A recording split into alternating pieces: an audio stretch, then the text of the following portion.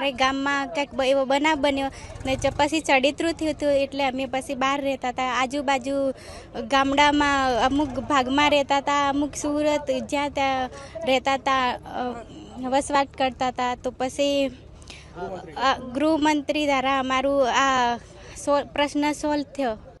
બનાસકાંઠાના દાંતા તાલુકાના મોટા પીપોદરા ગામે બરાબર 14 વર્ષ પછી 29 પરિવાર અને 300 જેટલા નાગરિકો ફરી પુનર્વસન પામી રહ્યા છે. વહીવટી તંત્ર બનાસકાંઠાને અને પોલીસે સાથે મળીને આ બેઉ સમાજને ભેગા કર્યા, બેઉની વચ્ચે વેર પૂર્ણ કરાવ્યું અને વર્ષો જૂની જે પ્રથા છે એ પ્રથાને બાજુમાં મૂકીને આગળ વધવાનું અને પ્રેમના સંબંધને એક નવો સંબંધ બનાવરાવીને આ લોકોને આજે પાછું પુનર્વસન કરાવરાવ્યું છે. ફરી ખેતી કરતા થઈ ગયા લોકો.